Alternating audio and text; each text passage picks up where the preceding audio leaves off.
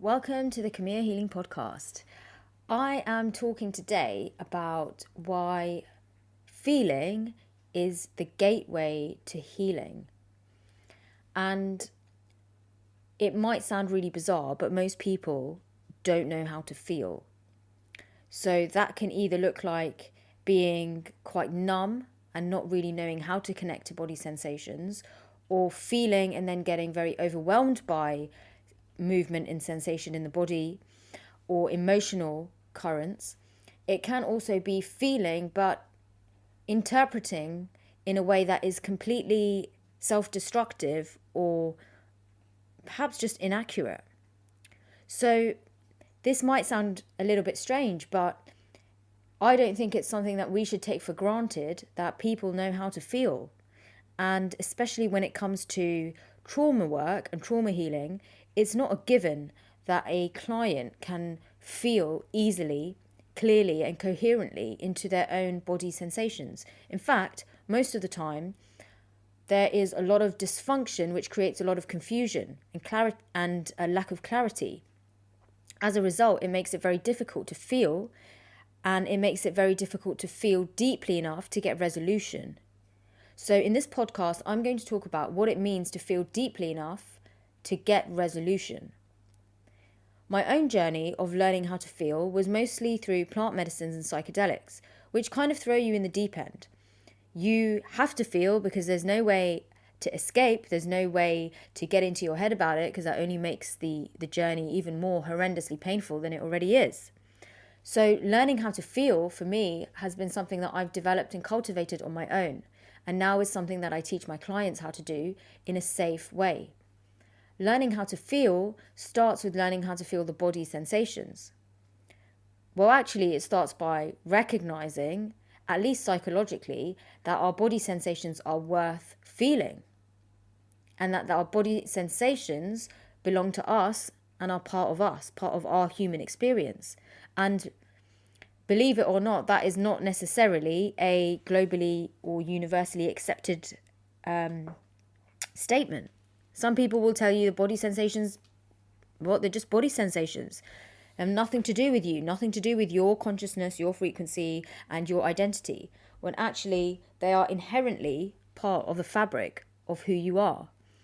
So the first step is to get curious and interested, at least cognitively, in this concept of body sensation. And when you've started to recognize, which is usually through a pain journey, which is usually through experiencing either an injury or a lot of trauma, etc., that has led you into this realm where you can't escape your own body sensations, that's when usually a human being will start to become a little bit more interested in this level of human experience.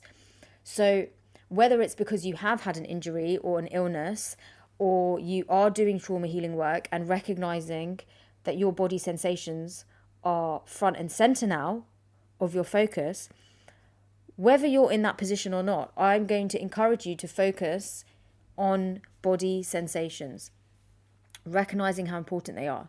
So the second step, once you've recognized that your body sensations are the gateway, is to start feeling them. And usually at the beginning of a trauma healing journey, feeling our body sensations will mostly reflect as sensations of pain, sensations of hot and cold, sensations of movement, sensations of maybe some tension, relaxation. So these are all very surface level sensations. And the word introception or introceptive depth relates to how deeply we actually can feel and process our body sensations. And there is a part of the brain called the insula, which actually is responsible for how deeply we can actually feel our own internal sensations and process information coming from within us.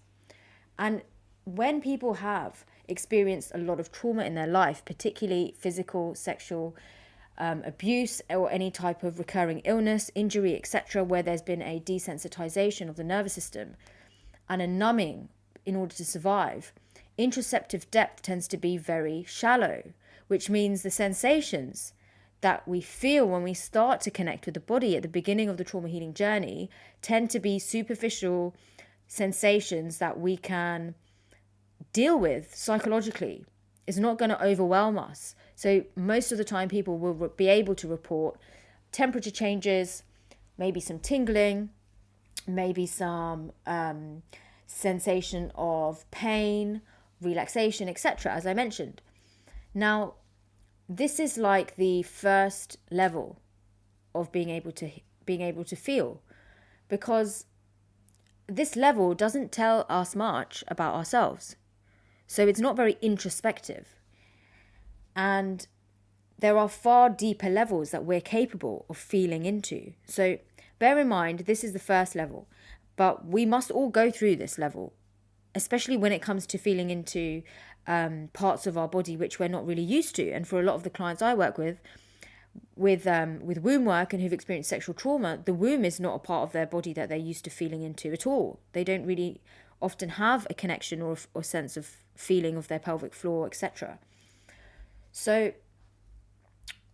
once you're able to let yourself feel into level 1, let's call it level 1, these kinds of surface level sensations, if you stop there, you will get very little from a healing experience. So I will always take my clients deeper, because we cannot stop there. Tingling and a bit of cold and a bit of warm and a bit of pain and a bit of relaxation, that's not going to lead them into a resolution. So I will always support my clients to go deeper and to help them to establish safety, at least psychologically, to let them go deeper into feeling the somatic sensations.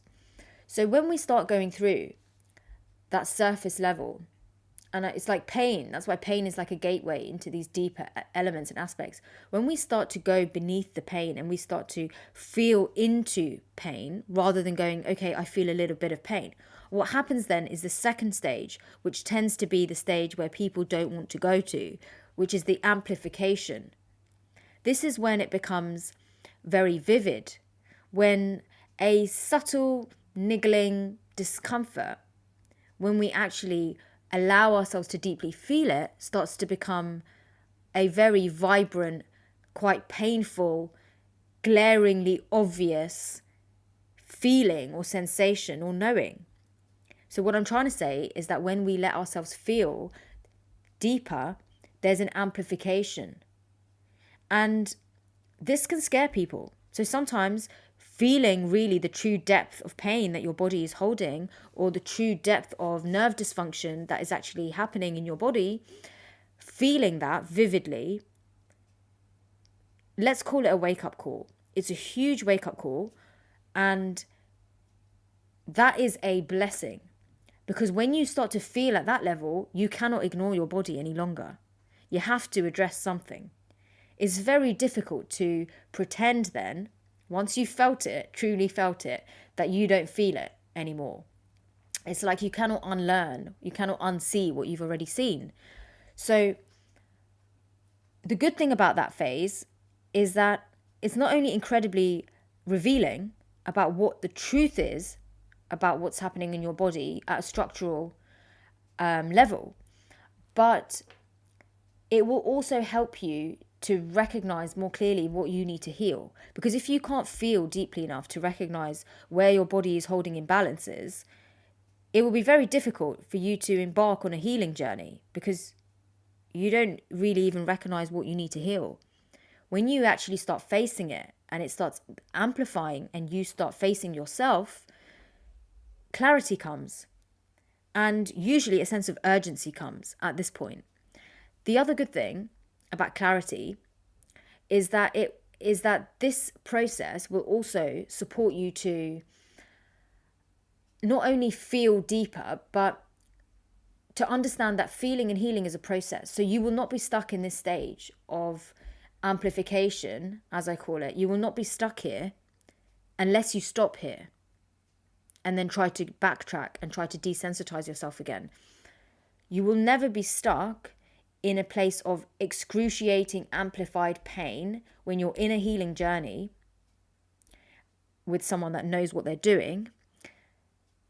unless you resist and then decide that you want to stay at that level of consciousness. You will not move through it, and you will not go deeper. So it doesn't last, but you have to commit yourself to the process. When you commit yourself to the process, amplification can be a matter of hours. And imagine if this is something that your body is held structurally as an imbalance for maybe a lifetime, when it comes to some people, for example, who are dealing with birth trauma or childhood adverse experiences. The body has held that pattern, the nervous system has held that pattern that's reflected in the tissues, and that has caused pain that has then been desensitized for an entire lifetime. If you only have to allow it to amplify for a matter of hours or few days while you're in the healing process, that immediately should be something that you welcome, because compared to a lifetime of holding it in your body, it's much less of a burden. So what my clients experience is that when they go through this amplification phase of pain, it will bring with it a lot of self-awareness. They'll suddenly start realizing how long they've held themselves like that for. They'll suddenly start being filled with information and insight about things that maybe before were hidden from their perspective, or maybe they didn't have the ability to recall memories associated with certain events, and now they're starting to remember. So this is part of the journey. The next stage, when we start to get comfortable facing and feeling into the true depths of what we're holding in our body, when we start to allow ourselves to go inside the feeling, when we start to allow ourselves to accept that pain is not where I begin and end, pain is not the entirety of my existence and experience, there must be something more for me. When we let ourselves think that, and we go into a deep feeling state, and we go in through the feeling of pain, we let ourselves feel into it, that's when we really get to the golden treasure. Because inside that pain, we will start to find emotions and emotional intelligence. And this, again, is not something that is taught or well understood. How to feel into our own emotions in order to get healing resolution, or in order to bridge deeper self-insight. When we start to access our true emotional state, and our true emotional state is one of two things, love or fear, and all emotions are really based upon those two vibrations of love and fear. When we start to allow ourselves to feel into the emotion of sadness, of anger, of disappointment, of grief, of rage,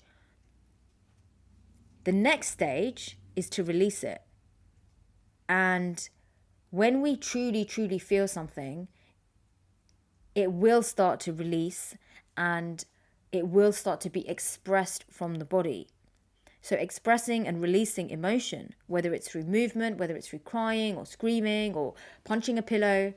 And I support my clients through their session to really get in connection with their emotional sensation, and to express it and not to hold back. Because when we hold back, we take it back into our life. So why would you want to do that? You're investing in a healing space. Let it out. Let it go. Let yourself really express it, so you don't have to then carry the residual back into your life and build more patterns, dysfunctional patterns, upon that feeling. So expressing the emotions is the next stage, stage 3. So far we've got stage 1, recognizing that somatic sensation, body sensation, is useful and worth exploring. Stage 2, let yourself feel and embrace the feelings. Whatever happens in your body, just start to allow sensation, even if it's superficial, surface level sensation. Step 3, as you go deeper into the superficial and surface sensations, you're going to start to be met by your nervous system, and you're going to start to be met by the deeper currents that are playing through your body. And when you really deeply feel them, there's an amplification. Step 4, the amplification, when you allow it and you feel safe enough to allow yourself to go inside the feeling, to move through it, you will be met with emotional intelligence. And this is the part where so many people resist themselves. And by resisting the release and the expression of our own shadow emotions, we actually resist the experience of our own highest frequencies of light, because we have no space to receive. We have no space to feel. We are full up with these emotions that we refuse to let go of. And these emotions make up our identity. So these emotional patterns move through our nervous system and literally make up the fabric of our body and of our reality and of our mind and of our neurological networks. We literally are what we feel. So allowing ourselves to release the emotion, that then reveals a lot of self-insight and emotional self-insight and emotional intelligence, and gives us the capacity to feel again. When we start to let ourselves feel again, that's when we arrive at stage 4. That's when we arrive at the real golden treasure. Because when we let ourselves move through that journey and feel again, what we start to feel is then new. And if you're listening to this, you probably know what it's like to constantly be feeling the same thing over and over and over again and be like, why am I still feeling this? Why has this not changed? I still feel this. You can't get it out of your system. Now, going on this journey in a safe way with a healer that knows what they're doing somatically and energetically and psychologically, who can guide you through each landscape that you arrive in and show you where you are and how to move through, right? This is going to help you to catalyze your healing and your spiritual growth journey. When you start to feel into new territory, new spaces, you start to become a new person. You literally start to become a new person. And what is on the other side of all those emotions that you've filled yourself up and gorged upon, that have weighed you down in life, is actually the light feelings, the emotions of joy, the emotion of being pleased with yourself, the emotion of inspiration, the emotion of happiness, the emotion of elation, the emotion of peace, the emotions that come with experiencing self-fulfillment. All of that is inside the emotions that you dare not go near. And time again, I demonstrate live with my clients how this works. And when they start to experience this, and those of you who come to the group healing sessions will also have experienced this, it's literally like holding a really heavy weight that you've carried around your whole life, finally allowing that to drop and dissolve, and moving through that, getting a whole load of self-insight along the way, and then arriving into this new landscape, this new garden where the sun's shining. And it's like a huge relief. Being able to feel safely without the backdrop of your old emotions, without the backdrop of your old poison infiltrating your system, infiltrating your mind. When you let yourself heal, you let yourself feel, and you feel into your future self. And this is how you recreate yourself. This is how you recreate your body. And this is how you recreate your life. We cannot ignore the role of the body and of the heart when it comes to healing. There are no shortcuts to transformational growth. There are no shortcuts to spiritual enlightenment that will be authentic for us if we do not use our physical body and our heart and our emotional intelligence. There is nothing that doesn't involve this. We're always taken deeper into the body's sensations. We're always taken deeper into our heart and our emotions, and feeling into more subtle realms of the energy body and the quantum field. This is not done with our mind. This is not a mental concept or construct. This is a felt sense experience. How can we feel subtle realms? How can we feel the true majesty of our energy body, of our quantum potential? How can we feel into our ancestral field? How can we feel into something that barely vibrates if our own nervous system is moving in such chaotic ways that we dare not even let ourselves feel our own immediate physical body.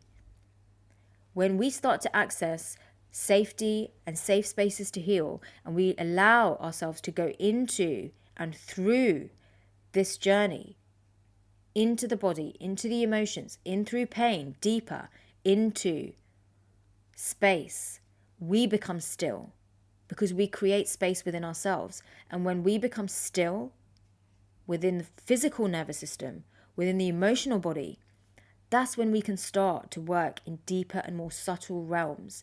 That's when we can start to heal even more profound levels within ourselves and our families and our communities by working with the subtle energy body, by working with the quantum field. And in order to access that, we have to become still. So this is a journey. And if you are listening to this thinking, I need to go on that journey, but I have no idea where to start, then please reach out to me, because I offer free consultations where I will show you exactly what needs to be done in order to take you through this journey.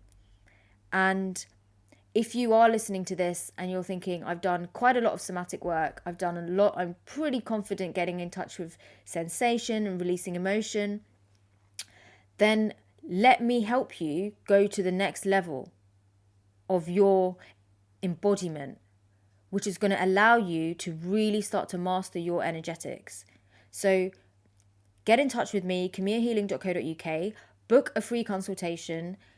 Let's talk about what needs to be done. I do a full structural and energetic assessment to help you understand exactly the work that will be done and why it needs to be done, so that there's complete crystal clarity about where you're beginning and what you're going to get out of this program and out of your investment. So I hope you've enjoyed this podcast, and I'll see you on the next one.